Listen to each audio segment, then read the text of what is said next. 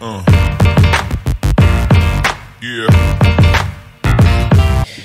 Dans la tête du champion, la suite de cette performance historique de Benjamin Boupetit là-bas à Pékin lors des Jeux Olympiques de 2008. On parlait de ce jour où il a gagné cette médaille. Elle est précieuse, on va dire, pour le Togo. Alors, parlons maintenant des derniers instants. La dernière ligne droite, je me souviens ce jour-là, le commentateur disait oui, il est en tête, il va gagner.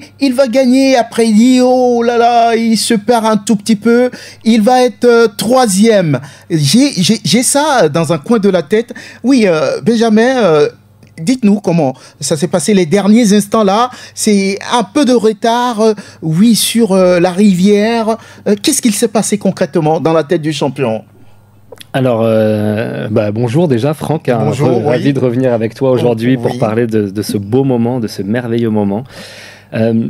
Alors, si je reviens sur cette fameuse compétition, c'est important de voir que moi, je suis un athlète une de mes forces, c'est que je savais très bien m'auto-évaluer.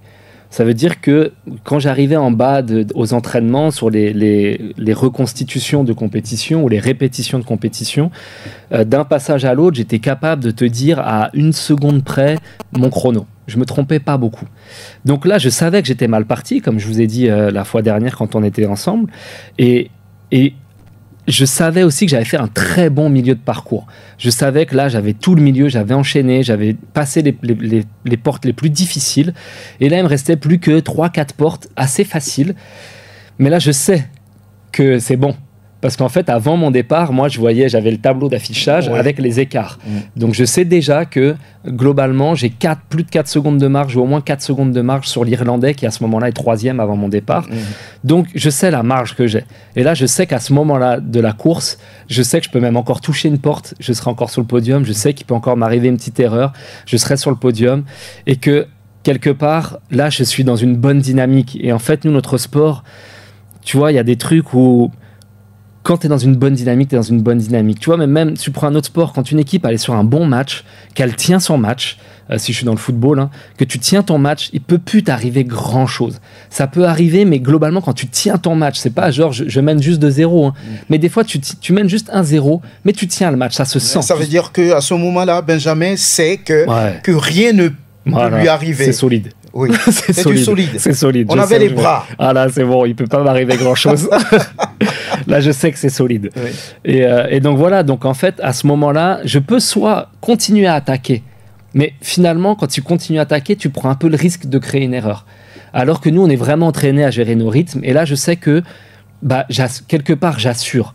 Je veux dire, pareil, je vais prendre un comparatif au football. C'est comme si tu mènes 1-0, tu sais que ça suffit pour gagner. Pourquoi accélérer le jeu et prendre des risques pour en marquer 2 quand il suffit de faire circuler le ballon, de s'assurer que tu gardes le ballon pour être sûr de gagner alors qu'il reste plus que, je sais pas, 3 à 4 minutes de jeu. Là, je suis exactement dans cette configuration. C'est-à-dire que, en fait, je fais circuler, je reste dans ce que je maîtrise. Et en effet, je perds la seconde, un peu plus d'une seconde et demie qui me permettrait de gagner, et je perds la demi-seconde qui me permettrait d'être deuxième. Mais au fond de moi, la clé, c'était d'être sur ce podium. Ça, c'était quelque chose de remarquable. 1, 2, 3, à ce moment-là, c'était pas la chose qui comptait le plus au monde. Voilà, alors quand le tableau affichait Benjamin Boupetit, troisième, médaillé de bronze, quelle a été cette première réaction du champion? Là, c'est complètement fou, parce que c'est ces moments où tu sais que c'est déjà là. En fait, quelque part, moi, dans mon parcours, je sais que je vais être médaille olympique. Mais il y a une différence entre le savoir et le voir. Et que ça y est, c'est concret. Le tableau le dit, les résultats vont arriver. Là, je rentre dans une autre dimension. Quelque part, c'est waouh, c'est incroyable. C'est vraiment une chose d'être au niveau, et c'en est une autre de le réaliser le jour J. Tu peux dire tous les jours, non, mais moi, si je fais bien mon match, tu vois, par exemple, on va prendre tennis.